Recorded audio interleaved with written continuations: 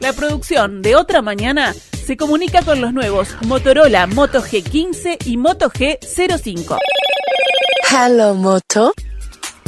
En la reunión del Consejo de Ministros de la semana pasada, el gobierno anunció la creación del Sistema Integrado de Lucha contra el Crimen Organizado y el Narcotráfico. Según el Poder Ejecutivo, el objetivo es concentrar en un nuevo espacio toda la información, el trabajo y la coordinación de una política pública sobre la lucha contra el crimen organizado y el narcotráfico, según explicó el prosecretario de la Presidencia, Jorge Díaz. Añadió que el trabajo de todas estas entidades será articulado de forma que no pase como ha sucedido en el pasado reciente, en el que la mano derecha no sabía lo que estaba haciendo la mano izquierda. A todo esto se informó que se enviará al Parlamento un proyecto de ley con modificaciones a la actual normativa sobre lavado de activos. Con esto se pretenderá volver atrás con algunos cambios que introdujo la ley de urgente consideración. Entonces, ¿cómo está Uruguay en esta materia? ¿Son necesarios estos cambios y estos organismos? Lo conversamos en nuestra entrevista central con Ricardo Sabela, socio director de BST y experto consultor en prevención y gestión del riesgo de lavado de dinero, el financiamiento del terrorismo y los delitos financieros.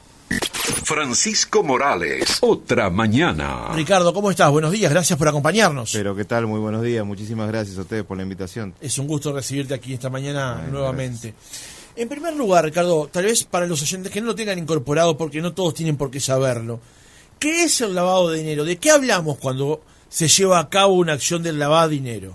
Es un delito que lo que pena es la utilización, la conversión, la transferencia de activos, porque ya no es absolutamente dinero, sino puede ser cualquier tipo de activos, un bien inmueble, un semoviente, cualquier tipo de activos que haya sido obtenido en forma ilegal, ¿no? O sea, a través de cualquier tipo de delito que está previsto en la ley, si se generan activos ilegales, el delincuente que hace, el malandra se los apropia y cuando los quiere utilizar, los convierte, los transfiere dentro de la economía, ahí comete otro delito que es autónomo, que es el delito de lavado de activos. Y eso también se penaliza y en algunos casos, tú sabes que se penaliza mucho, con una pena mucho más fuerte inclusive que el propio delito precedente.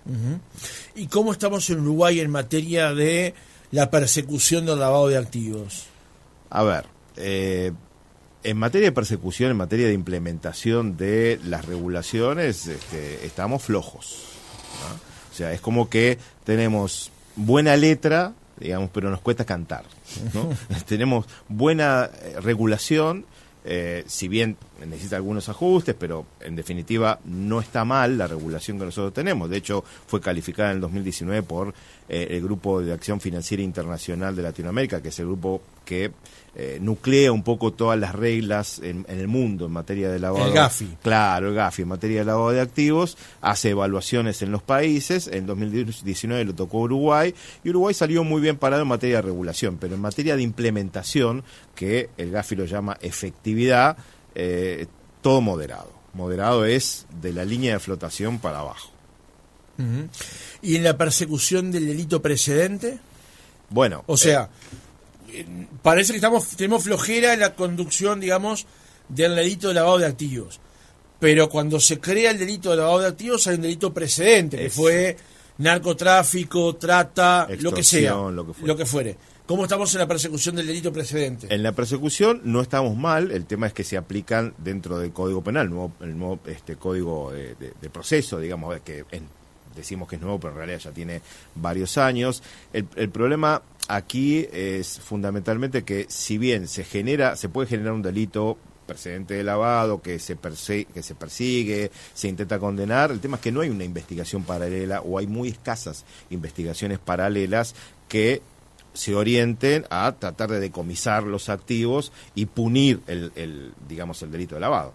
Es como que se acuerda, se deja el delito precedente de extorsión, trata de personas, pero no se va en busca de los activos. Es como que ya estás solucionado el problema, digamos, y al no ir en busca de los activos, obviamente se pierde mucha cantidad de recursos que pueden ir de nuevo a la economía o inclusive a paliar la situación de las víctimas, ¿no? Ricardo, como estamos hablando del lavado de dinero, como estamos hablando de esta persecución penal, digamos, que debe ocurrir. Estamos hablando también de que el lavado de activos y todo lo demás puede tener rápidamente un vínculo internacional, regional y también internacional. Teniendo en cuenta lo flojo que estamos entonces, el país puede estar perfectamente expuesto a estas redes globales de lavado de dinero, digamos. Absolutamente. No solamente permeable a alguna situación vinculada a flujos financieros generados en forma ilegal, sino también exportar flujos de fondos, posiblemente vinculados con operaciones ilegales. Bueno, ahora se está discutiendo el tema de conexión ganadera, ¿no? El tema de República Ganadera, si hay fondos en el exterior. Bueno, en ese caso sería lavado de activos producido con flujos financieros en el exterior. Ahora te voy a preguntar eso en particular, porque resulta ser un tema bien sensible que ha ocurrido con estos tres, por lo menos, grupos vinculados al tema ganadero. Pero entonces, estas debilidades que tiene Uruguay en esta materia lo dejan expuesto a ser un eslabón más de una cadena de delitos, digamos. Sí. A ver, no hay ningún país que esté vacunado sobre esto, ¿no? O sea, todos los países tienen de alguna manera, en cierta medida, ciertas debilidades. Se ven en las propias evaluaciones, se ven en los casos concretos que van surgiendo.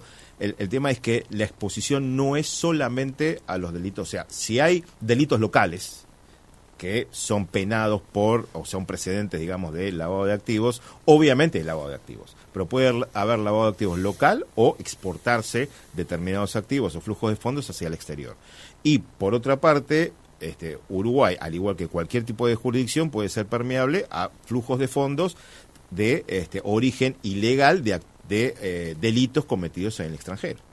Entonces hay una doble vía donde hay que, apuntar mucho a los controles para poder identificarlos.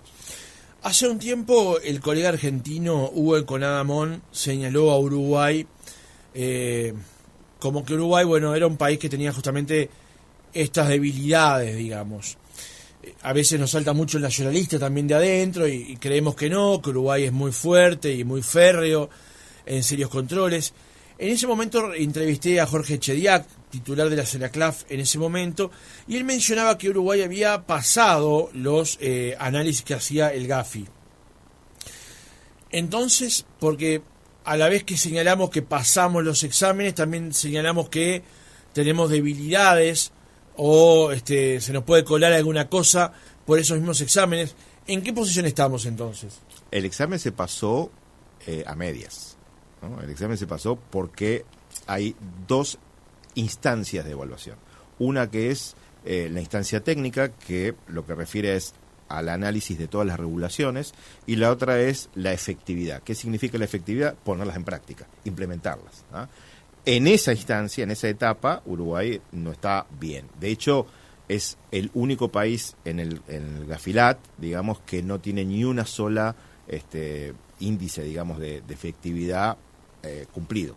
Todos son moderados, ¿no? En otros países hay algunos que se cumplen, otros que no se cumplen, pero Uruguay está todo moderado, con lo cual no demostró que se haya aplicado nada de los indicadores que dan justamente esa evaluación. Con lo cual, si bien el periodista argentino debe tener algún tipo de información adicional que nosotros no tenemos sobre algún caso en particular, podría ser que en su momento no haya una investigación profunda de algún caso, o bien no se responda en forma rápida, claro. Y esa respuesta depende esencialmente de la justicia, no depende de, que es una parte del sistema, no depende de todo el sistema.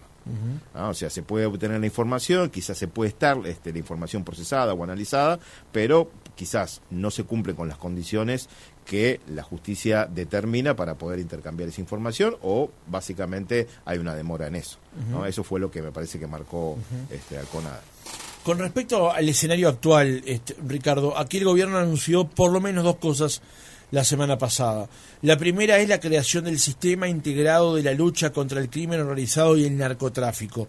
En particular, con respecto a ese punto, ¿qué visión tenés a que el Estado nuclee en una oficina o ante una persona la conducción o las referencias de todos los que en el Estado atienden estas situaciones? A ver, en principio te digo, todavía no se publicó el decreto, no lo vi, con lo cual no conozco el detalle, hasta ahora son anuncios, bien, pero va un poco en concordancia con lo que fue en Uruguay la Estrategia Nacional Antilavado. El gobierno anterior, la Oficina de Secretaría Nacional Antilavado, hizo un trabajo fuerte con un consultor internacional, inclusive uruguayo, con Montes de Oca, que trabajaron la identificación de una evaluación nacional de riesgos, una actualización, porque ya es la tercera actualización que se tenía, y a partir de esa identificación de riesgos lo que se intentaba hacer era cuáles son los elementos que eran necesarios para poder reducir ese riesgo, claro, mitigarlo, ¿no? ¿Qué plan tenía?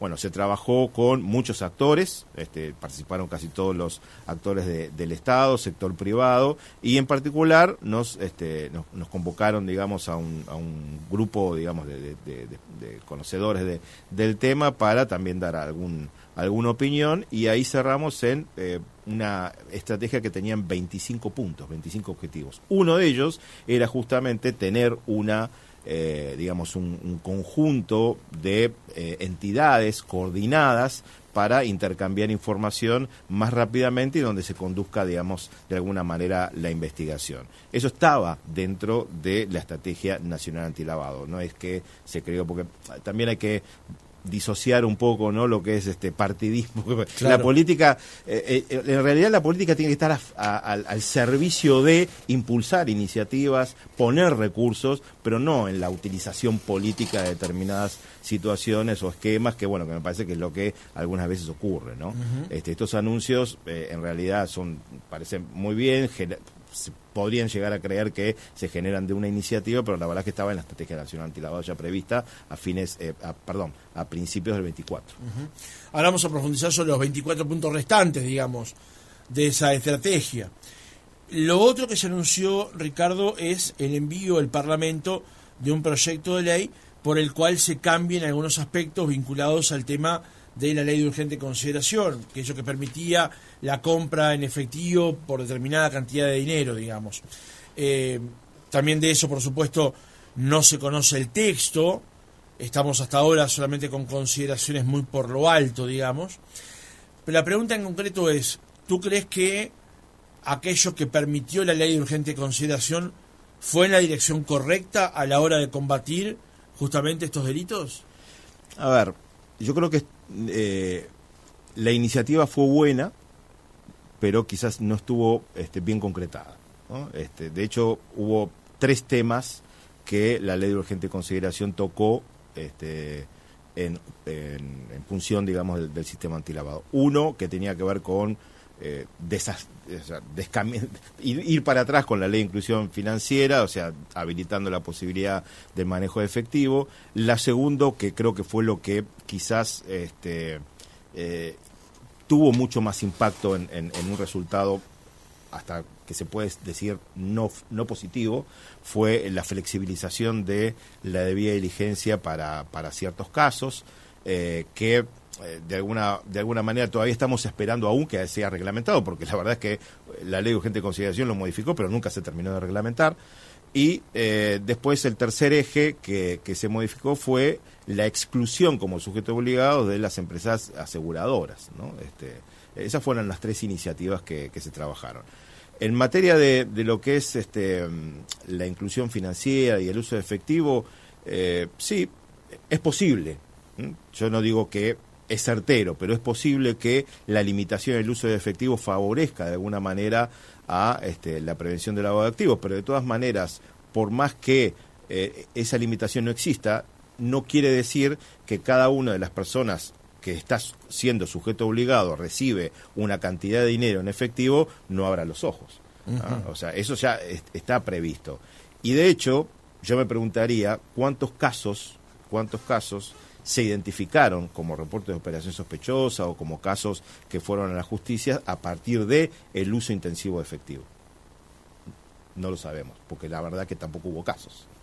Entonces es como que no sabemos si realmente eso ocasionó una idea para atrás o no, por lo menos fácticamente no lo podemos probar. Uh-huh. El hecho de que sí se haya flexibilizado mediante la ley, digamos, la aplicación de debida diligencia para ciertos casos, me parece que era algo, y en ese momento charló y se comentó, me parece que era algo innecesario porque eso se podía prever por decreto, por reglamentación.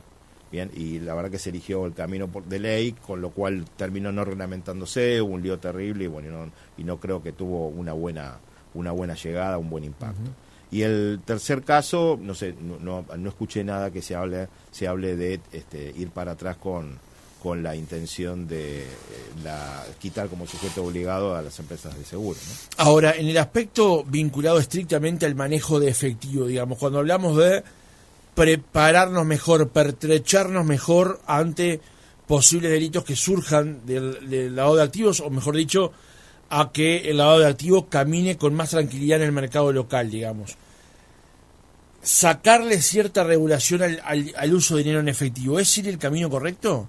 ¿O lo mejor es estrechar cada vez más el cerco y que todo quede regulado, a que todo esté dentro del sistema financiero? Tal cual. Me parece más, voy por esa idea que por el tema de la facilidad o quizás la buena procedimiento que le aplica, digamos, al sistema financiero por el tema de prevención del lavado de activos. Es decir, la verdad es que, por eso te decía, si realmente eso fue nocivo, por lo menos no se logró aprobar, porque no hubo ningún tipo de caso que yo conozca que pasara por eso. Es más, hasta charlábamos con algunos especialistas del tema que seguramente vamos a comentar, de conexión ganadera, la mayoría de damnificados fue todo por transferencia. O sea, estaba dentro del sistema financiero. O sea, quizás sí es un elemento vinculado a determinados tipos de delitos. Narcotráfico, ¿okay? Por ahí te doy la derecha con la trata de personas, pero en la gran mayoría de los delitos, y sobre todo los que más están en auge hoy, vinculados con la estafa, con el contrabando, vinculados con hasta la trata de personas, va directamente relacionado con operaciones financieras, no con dinero en efectivo. Claro. Ricardo, al comienzo del reportaje manejaste que Uruguay está flojo, que tenemos una normativa que aparece de una forma, pero que a la hora de aplicar los controles, bueno, se diluye, digamos, en sus fortalezas. ¿Qué es lo que falta? ¿Qué dirección habría que tomar para aquello que está en el papel se traduzca luego en los hechos? Primero y principal, que haya condenas. Porque escuchamos muy seguido, tanto las autoridades como algunos especialistas, decir, bueno, pero no hay reporte de operaciones sospechosas, o no hay suficiente cantidad de reporte de operaciones sospechosas. Puede ser. Quizás no es el mismo nivel que ocurre en otras jurisdicciones, en otros países, pero en los últimos 3 años, 4 años, todos los reportes de operaciones sospechosas vinieron creciendo, ¿ok? Y la cantidad de casos y condenas vinieron disminuyendo. Mencionemos al oyente, el reporte de operación sospechosa, el ROS, es un documento, un informe que producen entidades que, ante el caso que le puedan despertar cierta sospecha, deben comunicarlo justamente al Banco Central. Eso es un reporte de operación sospechosa. Exactamente, es así. Entonces, siempre está la duda, digamos, en que si está la cantidad necesaria o no de reporte de operación sospechosa, o como ciertos sectores no están reportando, pero de hecho es que los reportes siguen aumentando y los casos no los hay. Y condenas no hay. De hecho, el prosecretario actual, en su momento, cuando fue la evaluación del Grupo de Acción Financiera Internacional sobre Uruguay, tuvo que ir a explicar por qué no había condenas. ¿Y cómo logramos entonces que haya condenas sobre ese tema? Y dándole los recursos a la justicia que necesiten, investigando, haciendo investigaciones paralelas, aplicando, digamos, esos temas, poniendo el Estado o gran parte del Estado realmente, como en la ley lo menciona, poniéndolo a disposición de este tipo de investigaciones y de situaciones. A ver, por ejemplo, decimos que no hay reportes de operación sospechosa en el sector X, inmobiliario, escribanos, contadores, lo que fuera, pero no conozco un solo reporte de operación sospechosa que haya venido de un organismo público. Entonces, donde perfectamente podría haber. Podría haber, obvio que podría haber. De hecho, los hay. Entonces, uno se pregunta y dice, bueno, ¿dónde está la falla? Bueno, hay que revisar. Primero hay que empezar, me parece que es la revisión por casa, ¿no? Por adentro, por cómo está funcionando los engranajes, cómo la mano derecha, aduciendo lo que dijo Jorge Díaz, cómo la mano derecha e izquierda más allá de que no sepan qué hacen, cómo coordinan entre sí, porque pueden no saber qué hace uno con otra, pero si se coordinan, tenemos un resultado positivo. Sí, a mí ese ejemplo confieso que me llamó la atención, porque en el Estado, y sobre todo cuando estamos hablando de acciones estatales en busca de persecución de delitos, muchas veces es bueno que la mano izquierda no sepa lo que hace la mano derecha. No es que sea un problema que no lo sepan, es que está bien que no lo sepan. En algún otro caso, como fue la expedición del pasaporte Marcet, uno puede creer que efectivamente la idea que lo mejor sería que todo el cuerpo esté coordinado. Ahora, si uno está persiguiendo un delito de una materia y otro está persiguiendo la supuesta comisión de un delito en otra, es bueno que una mano no sepa lo que hace la otra, ni que interfiera. Sí, a veces sí.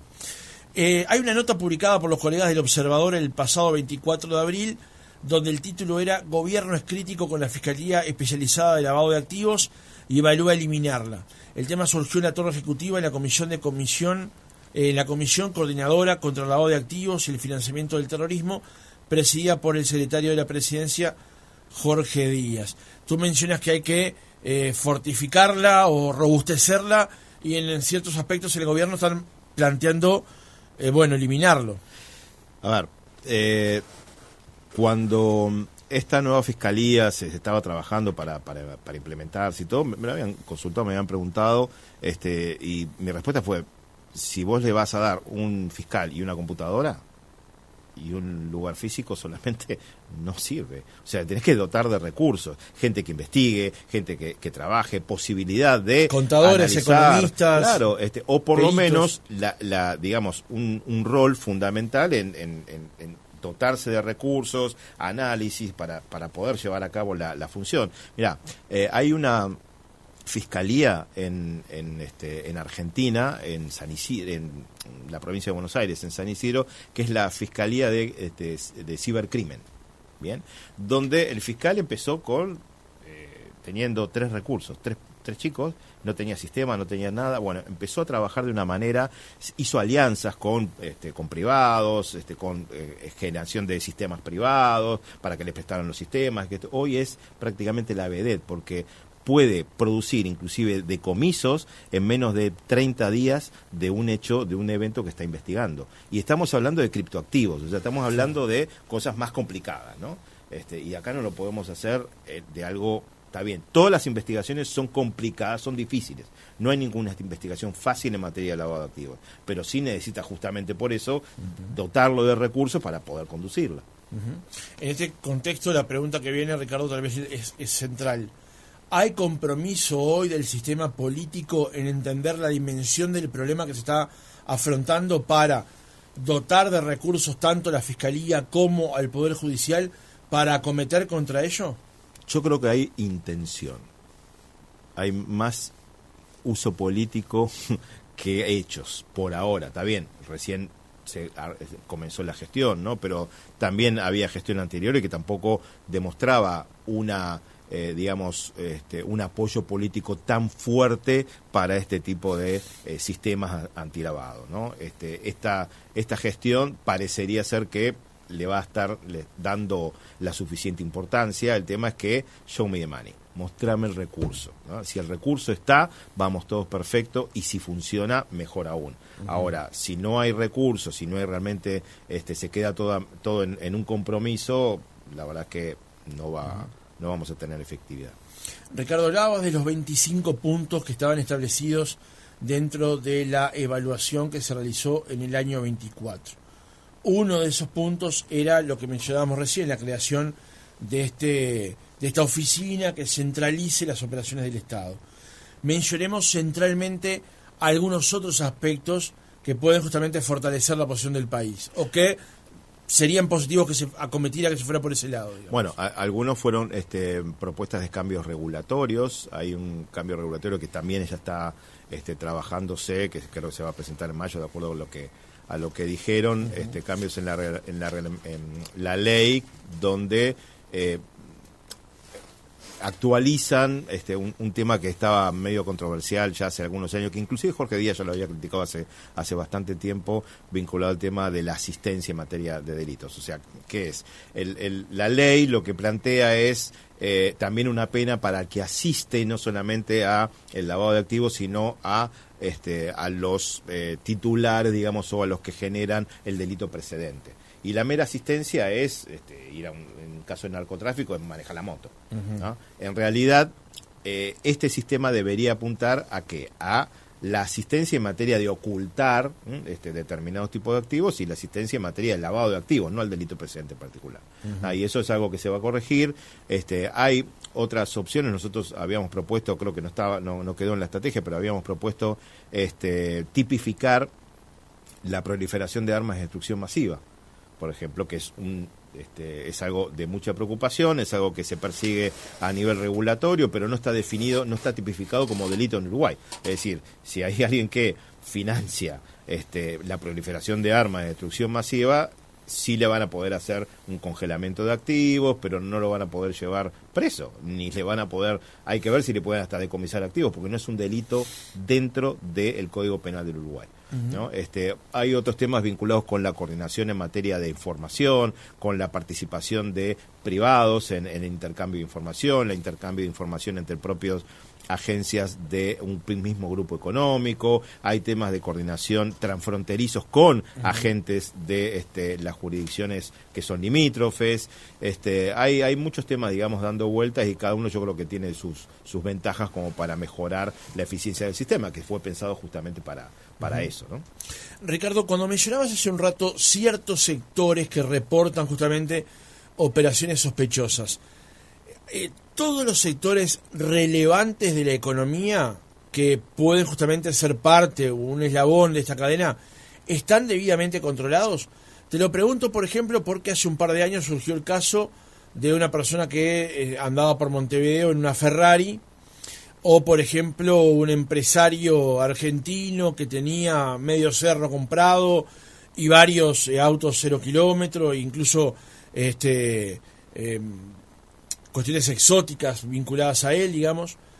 Por ejemplo, la venta de autos, la venta de unidades 0 kilómetros de alta gama, ¿están alcanzadas por la normativa? No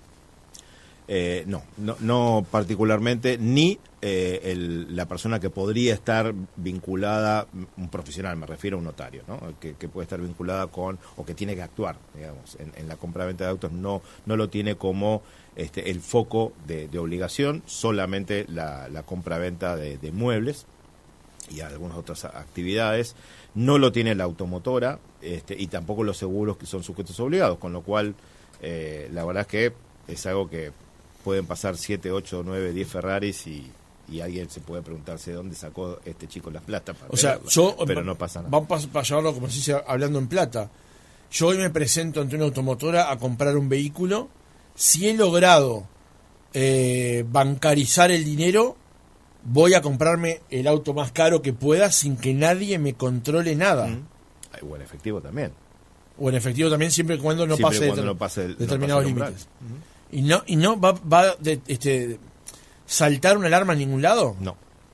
Aunque mi historial no admita que yo pueda mañana ir a comprarme un auto de $90.000, $100.000, $200.000. No, porque no está controlado.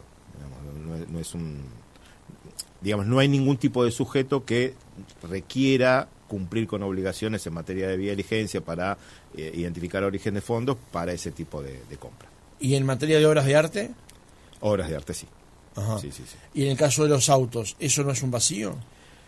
Sí, a ver, lo que pasa es que estamos de acuerdo, es un vacío, pero hay vacíos que se pueden llenar de distintas maneras, digamos. Quizás hemos focalizado tanto en los sujetos obligados y en las obligaciones que tienen que tener y supervisión y que esto que lo otro, que por ahí nos estamos yendo un poco de foco, digamos, de lo que se necesita. Ejemplo, en Estados Unidos las no financieros, o sea, los que no están en la rama financiera, no son sujetos obligados.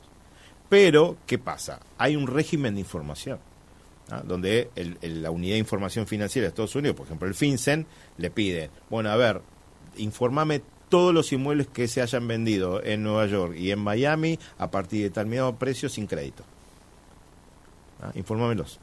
quiero saber quién los compró, entonces hay una investigación y hay un análisis, se supone que hay un análisis posterior para eso, sin que sean sujetos obligados. ¿Ah?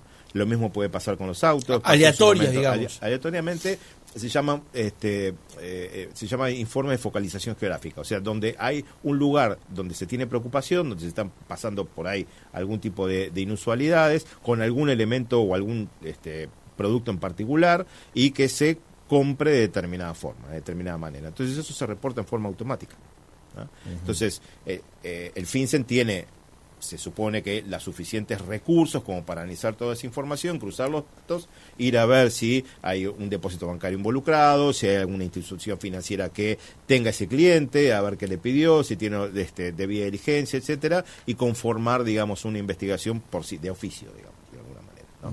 Acá no existe eso, acá le damos al sujeto obligado un montón de obligaciones, nada de beneficios, todas obligaciones, ningún derecho, y bueno, y después pasan las cosas que pasan, qué sé yo, no sé, claro. Por ahí el tipo dice no, pero porque el sujeto obligado no financiero, sobre todo, es una persona que realiza comercio y que eventualmente está orientada a realizar un negocio, no a hacer la debida diligencia.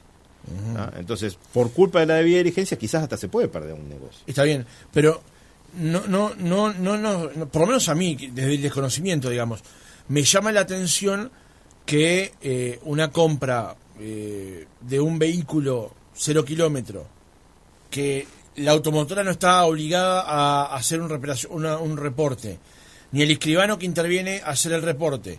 Yo puedo comprarlo, si bancaricé el dinero, con el 100% bancarizado, y si no, con un porcentaje. Comprándome un auto de altísima gama, que vale más que lo que puede valer una casa o un apartamento, y nadie le llama la atención a nadie. Sí, le puede llamar la atención a los vecinos. Claro, sí, exacto. Cuando lo y aparece en redes sociales, mirá, Francisco se compró, pasó del Volvo que tiene ahora a un una Ferrari. Un Maserati. ¿Cómo hace? ¿Cómo hizo? Porque en radio no debe ganar tan bien. Entonces, quiero decir, eso no debería estar, porque acá en Uruguay se pide control hasta de los clubes deportivos que la gente va, digamos. Sí. Y en el caso de los autos, ¿no? En caso de los autos, no. Fue un debe que nosotros siempre lo venimos diciendo hace ya muchos años, desde el 2015 más o menos, cuando se empezaron a esbozar hasta inclusive antes de la última ley. Pero bueno, el tema también pasa por decir, a veces quizás dicen, bueno, no hay tanta cantidad de autos de alta gama que se vendan, entonces quizás eso no significa que necesariamente tenga que ir a controlar o que meter a todo un sector de automotoras a controlar o hacer debida diligencia cuando realmente los autos de alta gama que se comercializan no son tantos. Pero en definitiva debería haber controles. ¿Ah? El tema es que muchos dicen, ¿para qué vamos a incorporar mayor cantidad de sujetos obligados si tampoco lo podemos supervisar? Bueno, pero también la supervisión del sujeto obligado no pasa por ir a revisarle, me parece, ¿no? El documento de debida diligencia, a ver si le pidió el documento de la suegra, la chapita del perro y todo lo que piden. Me parece que pasa por el hecho de dotarle de información, confianza, sobre todo, para animarlo a reportar situaciones anómalas. Pero eso sí, controlar que si hay una situación que yo detecte un ruso, digamos, o como era el muchacho turco con una Ferrari, que esto que el otro, bueno, a ver, ¿por dónde pasó? Compró la Ferrari acá, participó este escribano, participó esto, compraron esta sociedad, hicieron esto, bueno, a ver, ¿por qué no reportaste? Ahí sí, te caigo con todo el peso de la ley, porque no cumpliste, pero no hacer la persecuta de supervisión mediante ir a chequear permanentemente, claro, a ver la debida diligencia de cada caso. ¿Ah? Entonces, cumplí. ¿Ah? Hay un amigo que siempre menciona sobre el Quijote, ¿no? Que le decía a Sancho, pocas normas pero buenas. Claro. Ricardo, dos temas más que quiero incorporar en la charla de esta mañana. La primera tiene que ver con el fútbol.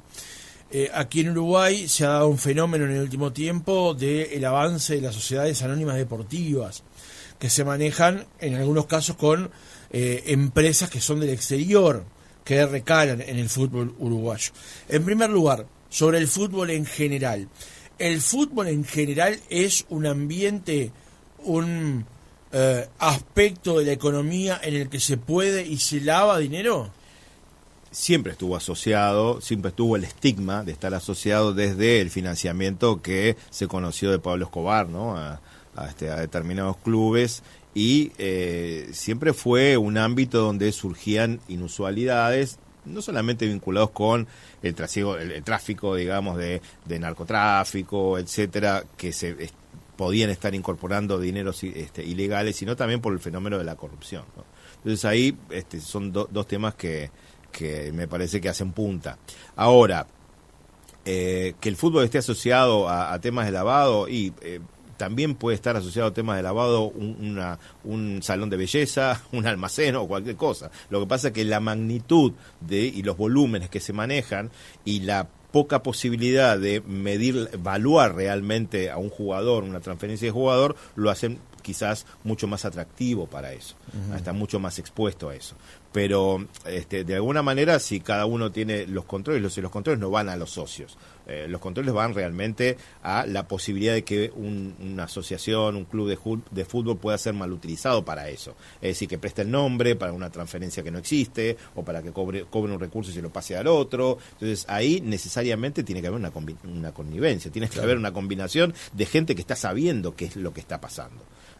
No solucionamos el tema poniéndolos como sujeto obligado, lo solucionamos supervisándolo, haciendo presentar balance, realizando una supervisión adecuada, digamos, más allá de ponerlos como sujeto obligado. Y hoy está debidamente controlado en Uruguay, por ejemplo, el tema de los clubes de fútbol y sobre todo en particular las sociedades anónimas deportivas. Hay temas en materia de lavado de activos, de incorporación de posibles activos ilegales, y que el club sea mal utilizado para estos fines. Yo no creo que haya tantos controles. Sí hay controles desde el punto de vista de los procedimientos y la imagen que quiere reforzar la FIFA y algunos y los organismos, digamos, de fútbol internacional. Entonces generan protocolos de control y todo eso que tienen que cumplirse.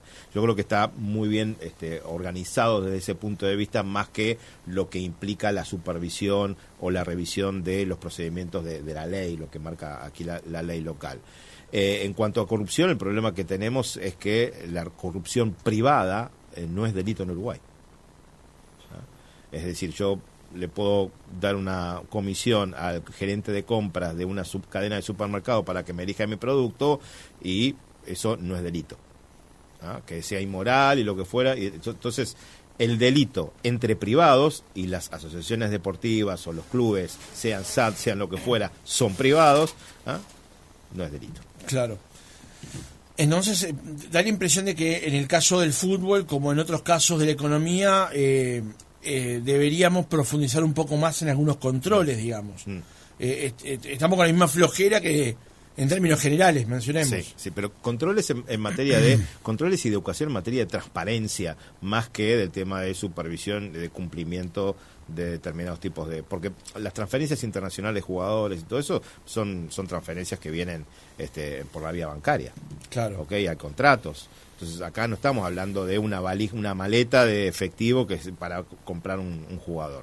Entonces tienes ya una cadena de ciertos controles, donde el problema es que si vos pones a controlar al tipo que puede cometer el desfalco, no sé si es tan efectivo. Claro. Lo que pasa es que llama la atención como en el último tiempo han pasado algunas cosas, por ejemplo en el fútbol, ¿no? Sí. Mencionando un ejemplo el pasar, digamos, pero pueden ser otros tantos. Lo que pasa en el fútbol llama más la atención también por lo que decíamos de la exposición que tiene. Mirá lo que pasó la semana pasada con un dirigente de un club en Argentina, de San Lorenzo, que fue filmado mientras se guardaba el dinero en el bolsillo. ¿Qué es eso? Corrupción privada. Acá en Uruguay no es delito. Otra mañana, no apto para fanáticos. Ingresando, Ricardo, en el último tramo de la entrevista, quería consultarte por el tema que ha dominado la agenda en los últimos meses aquí en Uruguay, que tiene que ver con los fondos ganaderos. Primero la caída de Grupo Larrarte, luego República Ganadera y en este último tiempo Conexión Ganadera. Tal vez el último, el que más estruendo ha generado, sobre todo por la cantidad de personas que eran depositarios o depositantes en esa sociedad, y también por la cantidad de dinero que manejaba en particular Conexión Ganadera y la cantidad de años que tenía en el mercado. En primer lugar, ¿cómo evaluabas tú estos fondos? ¿Cómo ¿cómo advertías que funcionaban teniendo en cuenta lo que veníamos hablando hasta ahora con respecto al tema del lavado de dinero? Y la verdad es que esto es una estafa increíble y sin control, ¿no?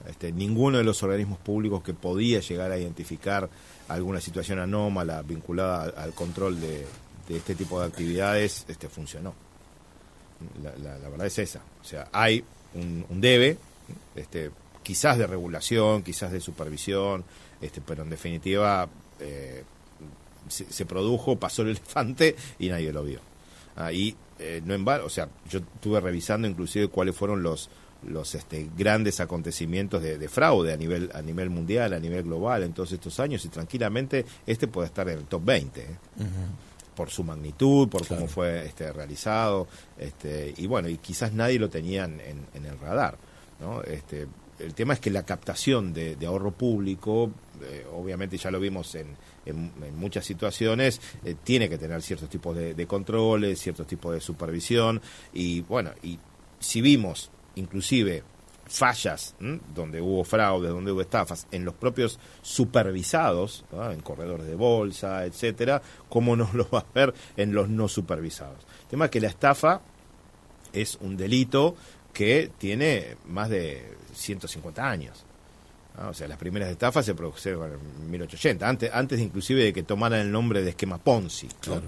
O sea, y nacen para hacer eso, para delinquir y para hacerse de fondos, o ver la posibilidad de, ante algún problema, pagar fondos con nuevos recursos que voy tomando, bueno, y ahí es donde al final, en definitiva, si se corta los nuevos ingresos de flujos de fondos, es donde se empieza a generar. O hay un retiro masivo, digamos. O hay un retiro masivo, se empieza a generar problemas. Claro. Ahora, tú lo mencionabas así al pasar, Ricardo, el dinero que se recibe. ¿Qué es lo que se hace con ese dinero que se recibe? ¿A dónde se ubica? ¿Qué se compra? ¿Qué se mueve? Si se sale o no del país. A partir de esos análisis, ¿qué podemos mencionar con respecto a lo que pasó o pudo haber pasado con Conexión Ganadera? A ver, sí se pudo haber, yo creo que pudieron haber sonado alarmas, ¿no? Sobre todo del hecho de las instituciones financieras o los supervisores que se les encarga, digamos, revisar este tipo de situaciones, sobre la incorporación de una cantidad increíble de fondos, ¿ah? Que simplemente lo que se hacía es se utilizaba para ir pagando a otros, digamos, a inversionistas, o digamos directamente enviarla al exterior, o a generar algún activo local a favor de los propios delincuentes que lo estaban realizando, ¿no? Ahí el tema es que nadie controla el flujo de fondos, por más que él no sea un sujeto que tristemente era sujeto obligado, porque si manejaba fondos de terceros estaba indicado como sujeto obligado, pero obviamente no fungió como tal. Tampoco parecería ser que aplicó mecanismos de debida diligencia para de dónde provenían esos fondos que se estaban invirtiendo. Entonces así se mezclaba los fondos de los ahorristas que con total legalidad habían generado a través de sus ingresos, sus ahorros, y fondos que podían llegar a provenir de elementos ilegales, ¿no? De actividades ilegales. Bueno, o sea, yo perfectamente, si pude haber puesto dinero en Conexión Ganadera con dinero mal habido, porque no había controles para el ingreso de ese dinero, y de alguna manera que ese dinero luego fuera blanqueado.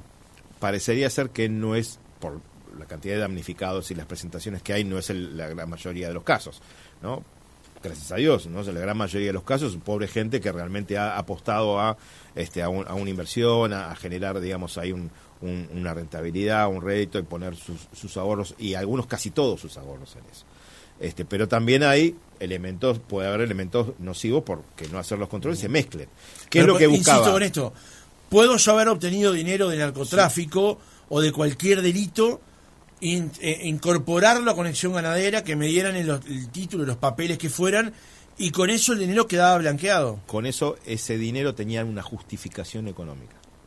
O sea, el hecho de blanquear el dinero significa buscar una justificación económica, ¿ah? Para que no se identifique que eso proviene de un delito, como en este caso, por ejemplo, el narcotráfico. Entonces, el tipo que invertía y lograba esa rentabilidad, tenía un contrato, decía que tenía determinados bonos o inclusive en algunos casos terrenos o vacas, lo que fuera, y tenía una justificación económica cuando cobraba esa rentabilidad o cuando amortizaba o cuando decidía retirar esos fondos, ¿no? Entonces decía, yo tengo el papel acá que me dice que yo hice esta plata de conexión ganadera, de esto, de esta inversión, etcétera. Entonces lograba la justificación de fondos. Esa justificación de fondos es la que perseguían muchos de los que también habían invertido y que tenían el dinero de origen ilegal. El problema, o sea, ¿cómo se va a identificar esto acá? Bueno, el delincuente que está lavando dinero jamás, cuando hay un tema judicial, jamás pide los fondos. Claro, no se va a presentar a decir, jamás. ¿Dónde están mis 50 millones de dólares negros que yo había depositado aquí? Tal no va a ser una presentación judicial para reclamar dinero mal habido. No los puede justificar. Lo que admite que la justificación, esta pregunta es difícil, pero lo que admite que la solicitud pueda hacerla por otras vías. Sí, tratando de negociar directamente con las personas involucradas, claro, a través de... O sea, yo no me puedo presentar en la justicia porque sé que voy a reclamar dinero mal habido o que no puedo justificar. Mi pedido sería directamente a la persona, con los modos que fuere. A través de extorsión. Exactamente. Sí. Extorsionando al poseedor de ese dinero para que se lo habilite. Sí, a ver, extorsionándolo en la medida que le genere un perjuicio, digamos, o tenga un carácter, digamos, que vaya contra la vida o contra, ¿no? Pero en definitiva, el delincuente lo entiende que está reclamando algo suyo. Claro. En definitiva. Lo que pasa es que se lo pasó a otro delincuente. Claro. Que hasta cierto punto no sabía que lo era. Hasta cierto punto no sabía que lo era. La última, Ricardo, con respecto a esto. Se ha hablado mucho del tema de la vinculación de este dinero que está aquí, o estaría, o estuvo en conexión ganadera, con recursos que llegaron del exterior, con recursos que llegaron, por ejemplo, de Paraguay. Se habla mucho del tema Paraguay acá, en este caso. ¿Hay una forma de analizar ese vínculo? ¿Es factible que personas que tenían dinero en Paraguay, blanco o negro, pueden haber llegado a esta empresa a invertir, entre comillas, invertir dinero en conexión ganadera? No. De hecho, los comentarios son muy fuertes, no se descarta, y de hecho debía haber contratos que así lo identifican, ¿no? O sea, los contratos de inversión y demás, o los recibos, o lo que fuera, cualquier tipo de documentación puede identificar al titular o al testaferro, de alguna manera, que puso el dinero, y ahí sí identificar justamente de qué jurisdicción son. Pero no había forma de evitar que ese dinero ingresara, digamos. No, para nada. Pues no había control. No, para nada. O sea, tampoco hay una limitación al respecto. O sea, si hay un inversor de Paraguay, cualquier tipo de jurisdicción, bienvenido sea. El tema es que debería pasar, si hay una inversión a través de un sujeto obligado, financiero o no financiero, debería pasar por ciertos tipos de controles para identificar que ese origen de fondos es lícito y que la operación que está pretendiendo no encierre, digamos, alguna pedido de una justificación criminal, digamos, ¿no? Entonces, ahí sí es posible, pero no podría limitarse. O sea, de hecho, es un negocio. Bien, acá el tema va a ser, con los flujos de fondos me parece que se pueden ir al exterior. ¿Por qué? Porque hay lavado de activos, sí hay lavado de activos en el caso, porque hubo una estafa, hubo una apropiación indebida, con lo cual esos son delitos precedentes de lavado de activos. Cualquier peso que haya movido en la economía proveniente de esa estafa es lavado de activos, ¿verdad? Tanto local como en el exterior. Entonces muchos dicen, bueno, que no, si el juez dice que hay lavado de activos, ese dinero se decomisa, va a la Junta Nacional de Drogas. Bueno, hay algunos mecanismos para presentarse e intentar su recuperación. Hay un artículo inclusive de cuando fue la ley de financiamiento del terrorismo que incorporaron para el manejo de los activos decomisados por la Junta Nacional de Drogas, que tiene que haber prioridad sobre las personas que tienen un derecho, digamos, o que son considerados víctimas, ¿no? El tema es que ese artículo en particular no está reglamentado todavía.